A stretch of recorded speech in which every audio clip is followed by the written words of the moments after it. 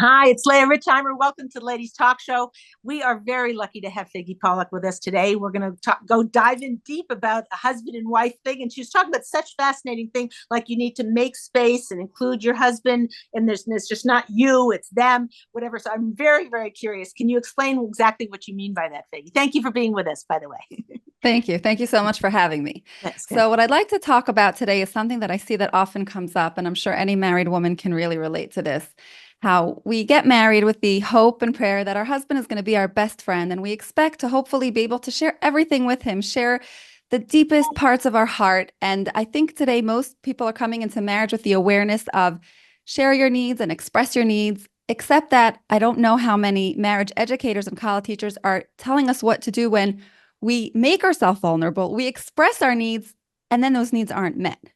Or even in an extreme case, a husband who might turn around to his wife and say, I'm so sorry, this is not something that I can give you. Like, thank you for expressing that. This is something I can't give you. And then we have to rearrange our brain literally to create a new vision of what marriage is going to look like. And suddenly it's looking very, very different than the marriage we all hoped and dreamt we would have. And that process can be very painful. We might get stuck. Some people, unfortunately, I've met women who for decades have been stuck at the very early stages of of this, of this journey, kind of like holding on to this old notion, old dream, instead of being able to just open up and surrender to what is. So what I'd like today's conversation to be about with Hashem's help is the understanding of, yes, be vulnerable, include your husband, share your needs, but also know that no, he cannot fulfill all of them. And what if we could learn to let that be okay? Wow, Gavaldic. And I have so many questions swimming in my head. The first one being, if like, what do you mean he says, no, I can't meet your needs? Like, what is a woman supposed to do with that? You said, we have to rearrange our brain. Well, how do we do that in a way that doesn't mean I want to throw him out the window? God forbid. I didn't really say that. I mean, scratch that part. No, but you know what I'm saying? Like, how do you do that? How does a person rearrange their brain? Okay, so I would say that the first step is understanding that when we go through a process of disappointment, we have to allow ourselves space to feel the emotions and really give them an expression within ourselves. You can express them to someone else. You can express them to a wise mentor. You can express them to a therapist. You can express them to a friend who is older and wiser. I would not think that this is a good idea for people to discuss among themselves, comparing their husbands and their disappointments of their husbands. That's a very bad idea and should not happen. But Right. to know that this is something that gets pent up inside us that we do need to recognize and be able to say, I thought my life was going to look like this, and now it looks like that. So first of all, recognizing it and sort of like admitting it to ourselves, admitting that I am disappointed. And this is a need that I thought I was going to have in my marriage, and it's not going to be met. And Leigh, I'm sure you can relate to this from your work with, what is it, hundreds of thousands of women, that very often it's the thing we need most, or we think we need most, that our husband struggles the most to give us. And this is something I see time and again. It's like a woman might come into marriage with a desperate need for words of validation and words of warmth. And guess what? Her husband is quiet and words are not his thing. And then she tries and she's reading all the Shalom Bayis books and all the tips and listening to all the talk shows and listening to all the podcasts and trying to figure out how to get him to be a man of words. Now, there's no question that if I was talking to him, I would say, listen, mister, it's in your best interest to expand your teva and learn to be a man of more words. But lemaisa, he is not a man of words. So that's never really going to shift at a very deep level. And she's coming in, experiencing this as a need. It feels like oxygen. It's like, I can't have a good marriage without this, only to discover that the thing that she thinks she needs most, he's the least able to give her. So she's tried all the communication tools and, giving over the message with, I'm not blaming you. I'm not criticizing you. I'm just sharing my need. It would make me so happy if you would tell me that you love me more often. And he really, really can't. So now what? That's that junction, in the road of marriage. Like, that's what I'm talking about. That's where a lot of people get stuck. And that's where a lot of frustration builds up. And I feel like that's where a lot of people despair. It's like, all the marriage programs, they don't work, which isn't true. There's so much wisdom in all of them. but we need a solution for that part of the journey. You hear what I'm saying? You're going to give me 3 steps to solve that right now. Here, let's hear step number 1. What are the action steps? Okay, so step number 1 is acceptance of your disappointment. Accepting the fact that you're disappointed, that you're angry, that you're resentful, that you want to just throw your hands up to Shemaim and say, Hashem, you made a mistake. Like this shidduch was one big mistake. That's number 1, is being able to really express that to yourself. It's very, very helpful to write. Okay. It's very helpful to take out a good old-fashioned pen and paper and just write, get all that anger and all that resentment and all that frustration and all that disappointment out on paper. Okay. Cry it out, say it out, get it out. Okay. Get it out of your system. And then step number 2 is to really draw upon our firm emunah in the hashgacha pratis of shidduchim, understanding that if you stood together under the chuppah, we can safely assume that at least today, this zivug is meant to be. That's not to say that if chas v'shalom, a couple has to come to the painful decision for whatever reason, for the safety of your well-being or whatever, every person with the guidance of their mentors, sometimes, unfortunately, marriages do have to break up. But if right now, today, you're in a marriage, so that means that today, this is a zivug that's meant to be. And what you think is a need, we want to begin to challenge that. Okay, so we start by recognizing that this is a need and I'm disappointed and I'm angry, right? That this need wasn't met. And then we start to say, wait, 1 second. I came in believing that I need words. For some reason, my brain organized itself around the notion that I need words, or I need my husband to do things for me, or I need my husband to go with me on nightly walks in order for me to feel like I'm in a relationship, or I need my husband to be an amazing father based on my perception, right, to my kids. We have all of these, we call it in Hebrew, tavniyot, like patterns of how we think life should be, okay? Now, if that is not expressing itself in our life, then as Yehudim ma'aminim, b'nei ma'aminim, we have to resort back to, well, then maybe HaKadosh Baruch Hu doesn't think that that's a need. Meaning, maybe there's growth that can happen for me, and I can extend as a self, as a person in this marriage. I can expand beyond the limitations and the confines of who I thought I was going to be in this marriage and become so much greater than that, dafka because my need isn't being met. And that's step number 2. Now, these are steps and you want it to happen right now. I'm giving you the steps now, but this is a journey of a lifetime, okay?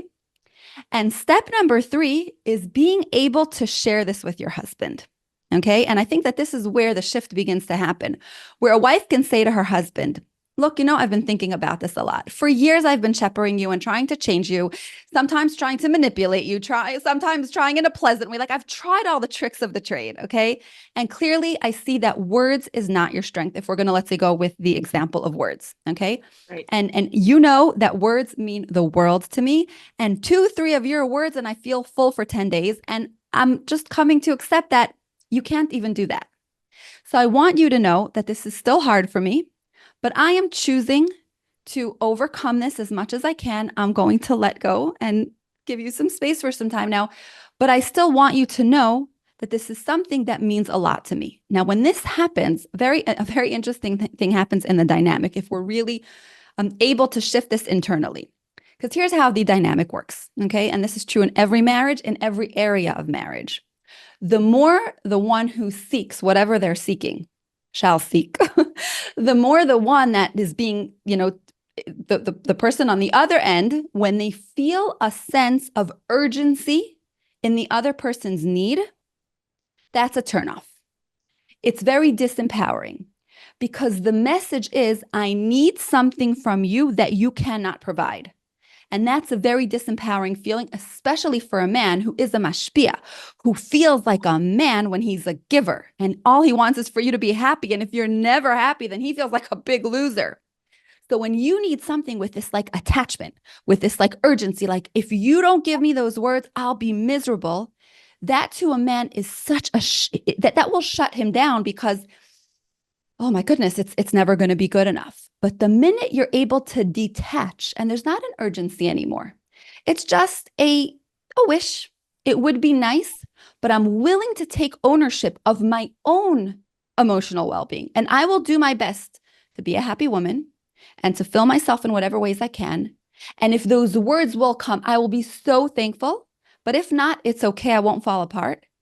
Suddenly that frees up space. And I see this again and again. It's incredible. It frees up space in him where suddenly it really isn't such a big deal to tell her that I love her. It really isn't like suddenly I'm remembering to just compliment her. Like, why did that happen? And this is a dynamic that is just it's fascinating to study. But this is what happens. So the growth curve, and we've got a zillion questions coming in. We're gonna get to a question in a second, but the shift of a woman to be able to be okay with something that she's wanted since she was playing with dolls as a little girl, Right. I thought Yeah. that's what. Oh, now I'm married. Now, I didn't get that kind of praise from my older siblings and my parents, and no one ever took care of me that way. I finally married someone, and where are they? Right. That's the journey that is. I mean, you've walked us through it, but it seems like it's a very tall order to Yeah. get to that place. Do you have any recommendations for how to get supported in that growth? And then we're going right to a question. So Yes, I for sure. I would say to the way to get supported in that growth, I would say it depends on the level of intensity. But if it's something that a woman senses is really, really getting in her way of her day-to-day function and her well-being, okay, it's like she's not able to move past it. As we know, Chazal in their wisdom teach us, Ein chavosh matir es atzmai mibeis ha'asurim. A prisoner could not undo the shackles of prison on his own. We sometimes need the help of someone who's a little further down the line who can hold that vision for us. Someone who's just a few steps ahead of us in life and marriage, right? No one's perfect. No one has it all worked out. But I find that that's very, very validating to have that support of an older, wiser woman in our the, life. Wow. the I am For so me happy in you my asked this life, question. yeah, good. it's Go. been Okay, a let's game hear. changer. Let's go with some of the questions because we're Yeah, running out of time. beautiful. And I love the whole idea of the expansion and so gorgeous, everything that you're saying. Okay. Okay. You see, what Flooded with ultimately questions. happens, when we're able to go through that process of accepting that he can't give us everything and learning to be okay with the complexity of marriage, not do we ultimately fall more in love with our spouse, but we ultimately fall more in love with ourself. And that's a very, very, very sweet process. So there's just so much love. Okay, so Yeah. Khani's asking, when my husband shares his needs, it comes across as whiny, and I find him needy and quite annoying. Am I the problem or is he? So, every marriage is made of two, okay? So I would challenge this dear Khani and say, why does it matter whose problem it is? Okay. Your husband is expressing certain needs. Okay. So now you've got to go inside yourself and be honest. Which needs am I able to meet? Which needs am I not able to meet? And just being very honest with your husband and saying, thank you for sharing those needs. We always want to make our spouse feel comfortable. Very often, a wife will say to her husband, you never talk to me, you never share your needs. And then when they do share, we turn around and we're like, why are you whining? Right? So to be able to thank you for sharing your needs. It's uncomfortable to hear because it triggers in us a sense of inadequacy, which of course that would make us feel inadequate if our husband needs something that we can't give. But again, just as we're learning to hold the complexity of marriage, saying, I have needs that my husband can't fulfill. And what if I could learn to be okay with that? Being able to say, what if my husband has needs that I can't fulfill, and being okay with that. Now, why is this so important? Because when your husband has needs that you're not able to meet, okay, so not only is there this sense of failure of I can't meet his needs, but we also silently punish him for needing. Because if you didn't need, I wouldn't be facing this feeling of inadequacy. So you know what? Could you just be quiet and not need anything? And then I'll feel good. But that's not fair. We're human, right? HaKadosh Baruch Hu created, we say this after every shahakal, right? Nefashos rabos vechesronan. Because the way that we connect with others is because we're lacking, okay? So being able to honestly look at those needs and say, okay, so my husband just expressed 3 or 4 things and he's whining about them. Maybe he's whining because that's what he's programmed to do.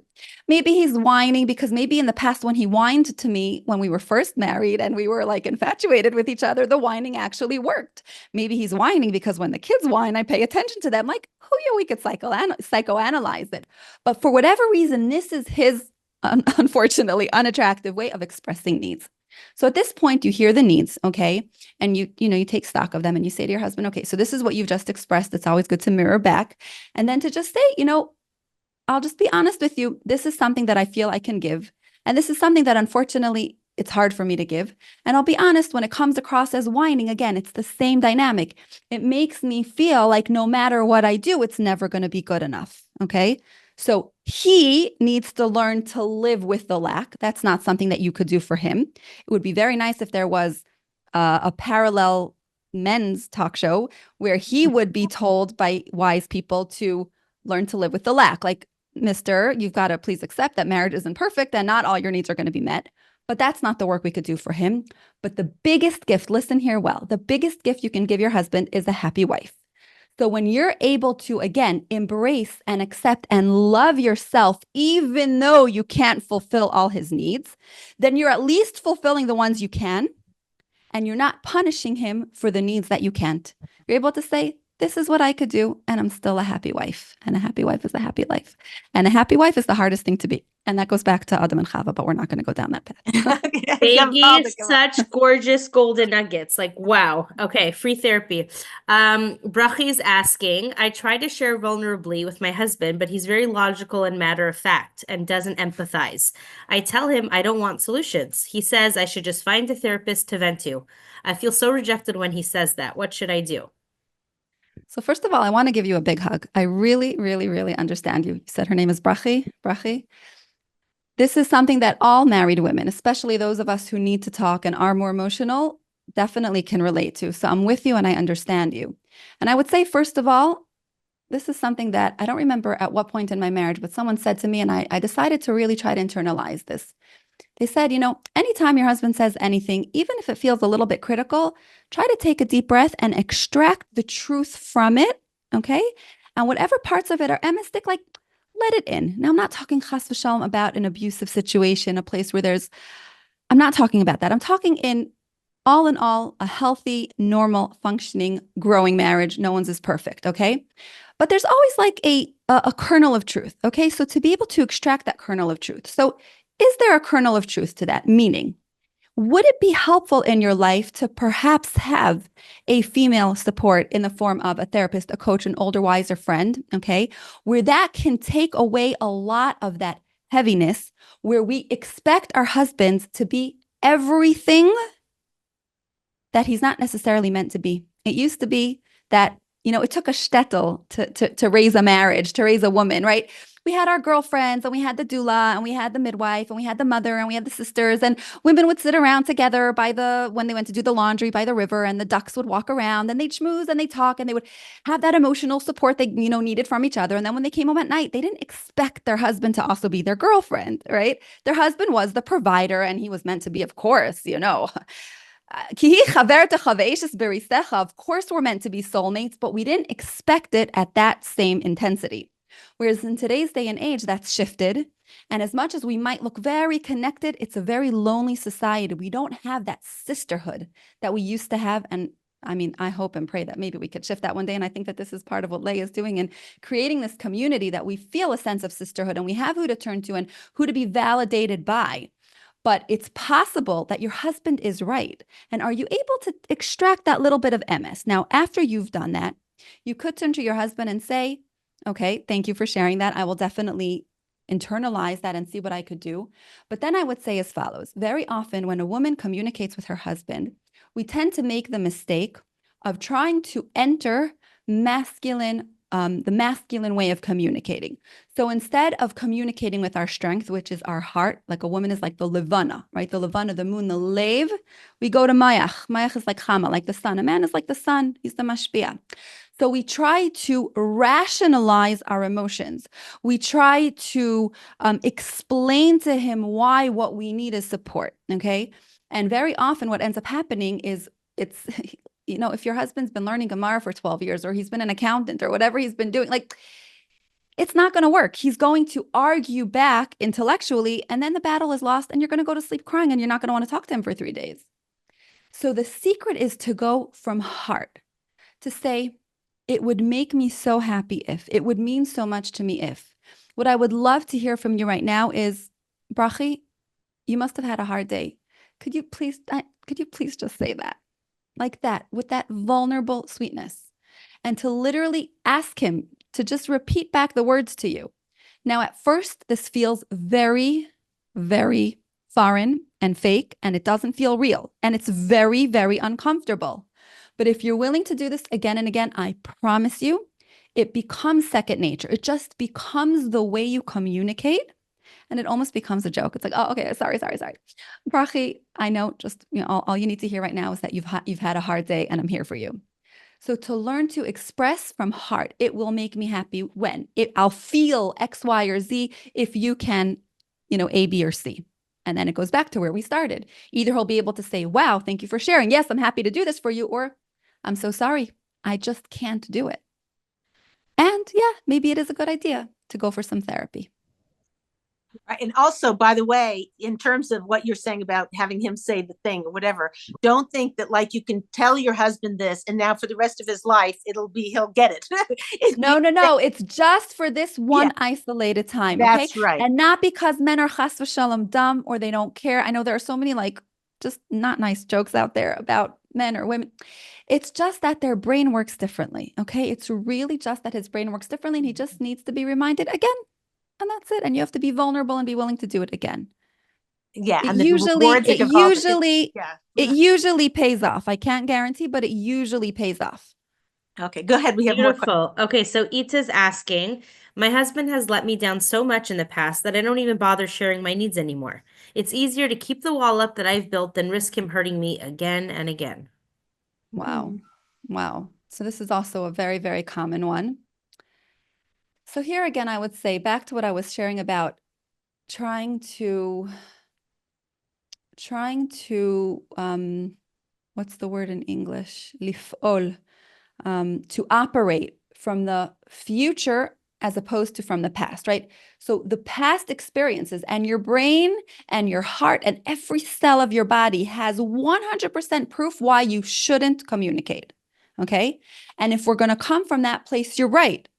It's just going to make the wall even thicker. There's no reason to think that he's going to change. But if you can try to operate from a future self and asking yourself, okay, there's all this pain, there's all this hurt, there's all these unmet needs. What if I can somehow rise into a higher sense of self, okay? Expand myself.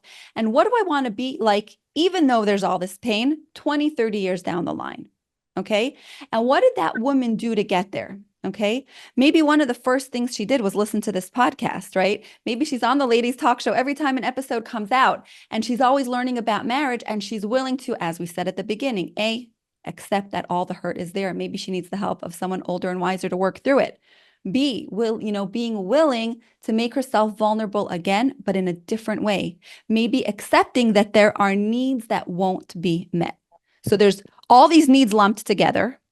And right now, it's like the brain knows my husband can't fulfill my needs. None of them. But I would challenge that. Wait 1 second. Is that true? Let's start with the basics. Is your husband working? Is he bringing home some parnasa? Maybe he's not, but maybe he is. Start with that. Is he the father of your children? Are you blessed with children? I hope you are. Okay, maybe that. Trying to teach your brain to find proof where he is supporting you. Okay. And because men and women are different, for a man, there's like always the joke about the chassan and kala, and the yichudum, he turns to his kala and he says, I love you dearly. And this is true every single day of our life, unless I tell you otherwise, right? And the woman needs to hear it 4 or 5 times a day. So in a man's mind, I'm in a marriage with you. Of course I'm connected to you. Of course I love you. Yeah, I'm sorry. I don't always meet your needs. Maybe I don't realize how important they are. Maybe you've failed to express how important it is. Who knows? Whatever it is. But of course I love you. So looking for that proof deliberately, and of course there's going to be a lot of resistance, but starting to find that proof, and from that place of a little bit more fullness than emptiness, expressing needs again, and then just being very honest with your husband, saying, okay, this is a need. Can you just say to me, like, can you give this to me or not? If he can, okay, let's work on it together. How can I support you in fulfilling this need of mine? I'll give an example. Let's say you would love to go with your husband. I keep on using this example of a nightly walk or spending more time together or taking, date night or every few weeks going, getting away for breakfast or, at a cafe or something. And he's just so busy and he's forgetting and he's ADHD and he's, I don't know, whatever. And you constantly have to remind him. He never initiates this on his own. Okay. So you can just like sink into like all the pain and the rejection and like he doesn't care about me. Or you can just decide like, okay, so he wants to spend time with me. He just needs me to remind him. Is that such a big deal? Does that mean he doesn't love me? He loves me. Again, looking for the proof that he does love you and learning to initiate that and express that. Okay. And again, accepting that some needs won't be met. That's the sad reality of marriage, that some needs just won't be met. And what if we can hug that and say, okay, life is complex. And what if I could learn to live with that? Gewaltig, we have time for one last question. Okay, so gorgeous. Okay, Ruchama's saying, to be honest, when I feel hurt by my husband, it's very hard to see his point of view. Do you have a small step I can take to help in this area? Again, to see. It's very hard when she's hurt. It's very hard to see her husband's point of view in any of it. So what's one small step she can take to help in this area? Okay. So I would say that when she's having a hard time seeing his point of view because she's in so much pain, first of all, I would say that it's at this moment that it might be worthwhile to put any conversations on hold, like to say like, okay, wow, we're both so hurting right now. This conversation is going to go nowhere. Like, you're just going to try to prove to me all of your pain. I'm just going to try to prove to you all of mine. There's just going to be a lot of pain in this space. Like, we're just going to get nowhere. So just like call a time out and say, okay, deep breath, take a step back. And then again, allow yourself to feel the pain. This is something that unfortunately we are not taught as a society. We're taught to suppress and curtail our emotions. Like, oh, you're feeling angry? Stop. Okay, now, of course, I mean, I could tell you many chazals about how bad it is to be angry, right? But we have to know that if we're feeling a certain emotion, an emotion is like, it's like a cycle. We have to just let it complete the cycle and then it dissipates, okay? So very often if pain is coming up and it's so uncomfortable, we're going to try to diffuse it. Maybe it'll turn into anger. Maybe it'll turn into attacking our partner and blaming them. But if we're able to just sit in the pain and just take a few deep breaths and just be like, I am physically hurting right now. Ouch, this hurts. I'm in so much pain. And just breathing through it and crying through it. Crying is such a gift, such a release. We don't let ourselves do that often enough. And then what happens after some deep breaths and some tears and just giving ourselves that space, which by the way, the Yetzer Hara is going to do everything not to allow us to do this. Suddenly we'll realize that the pain is not quite as intense, okay? And once that pain is not quite as intense and we're back in da'as and we're using our seichel, then we could be like, oh, wait, 1 second. This experience that I just had of this pain, kamayim hapanim lapanim, there's a very good chance that he's in as much pain because the rule is that in marriage, we're always mirroring each other. He is probably sitting with that much pain, so he can't see me. So on some egocentric level, it's in my best interest to feel the pain so that it could dissipate, so that I can see his pain, so that he can see mine. Don't do it for that. Do it because you want to be a giver. Okay, but that's the reality of human nature. It's gewaldig. And that one, actually, ladies, go back and replay that because you got to listen to that again. It's too powerful. We're out of time, but I just want, can you give us homework that women can do to have an aliyah in this area? One quick homework. We're over time now. Okay. One quick tip. Daven. Daven for your marriage. Daven for your marriage. Every week when you light your candles, beseech Hashem that he should give you the siyata dishmaya and the right shlichim and the right podcasts and the right everything that you need to grow your marriage, because without it, everything is zilch. It's worth nothing. Daven that your home should be a haven of love and connection, and you should have the wherewithal to grow into that future beautiful wife that you know you're destined to become. Daven for your marriage. That's my biggest takeaway. Listen to this podcast again if you need to, but daven for your marriage.